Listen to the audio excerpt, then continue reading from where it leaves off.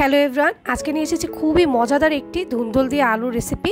চিংড়ি মাছ দিয়ে এই তরকারিটা আমার অনেক বেশি পছন্দের। চলুন দেখে নিই আজকের রেসিপিটি। আর খেতেও কিন্তু অনেক মজা, আর রান্না করতে খুবই ইজি।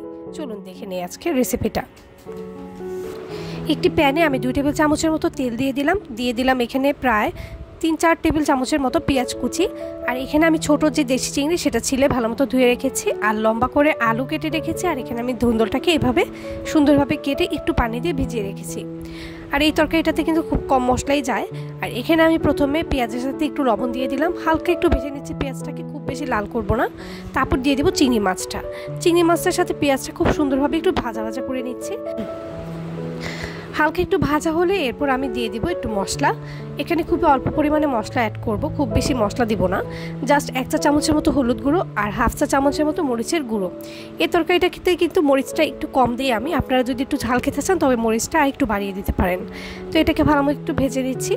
আর এখানে দিয়ে দেবো হালকা একটু জিরে বাটা, দিয়ে আমি ভালো মতো এটাকে একটু নাড়াচাড়া করে তারপর এখানে আলুটা দিয়ে দিলাম, দিয়ে ভালো মতো কষিয়ে নিচ্ছি। আলুটা একটু যখন কষানো হয়ে যাবে তখন আমি এখানে সামান্য একটু পানি দিয়ে দিব।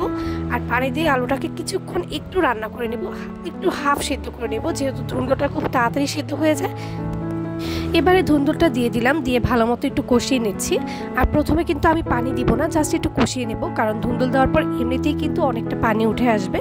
আর এই দেখুন আমি কিন্তু ভালো মতো মিক্স করে নিচ্ছি, খুব ভালো মতো মিক্স করে নেব। তারপর সামান্য একটু ঢেকে দেওয়ার পর আমি দেখলাম যে এখান থেকে একটু পানি উঠে আসলো, তাই প্রথমেই আমি কিন্তু পানিটা অ্যাড করে নিই। এই দেখুন অনেকখানি পানি উঠে এসেছে, আর ধুন্দুল আর আলুটাও কিন্তু ভালো মতো সেদ্ধ হতে শুরু করেছে। এরপর আমি এটা কিছুক্ষণ ঢেকে নেওয়ার পর সামান্য একটু পানি দিলাম, যেহেতু এই তরকারিটা একটু ঝোল হয় তাই পানিটা একটু বেশি করেই দিব। এরপর ঢেকে একেবারে সেদ্ধ হওয়া পর্যন্ত ওয়েট করছি। এই দেখুন আলু এবং ধুন্দুল দুটোই কিন্তু একেবারে সেদ্ধ হয়ে গিয়েছে। এ পর্যায়ে একটু কাঁচামরিচ আর ধনিয়া পাতা দিয়ে দিব। আমার তরকারিটা কিন্তু একেবারেই রেডি, আর এইটি খেতে কিন্তু অসম্ভব মজার। আপনাদের কার কার পছন্দ অবশ্যই আমাকে জানাবেন, কেমন লাগলো সেটাও জানাবেন। অসংখ্য ধন্যবাদ সবাইকে, আমার চ্যানেলের পাশেই থাকবেন। ধন্যবাদ।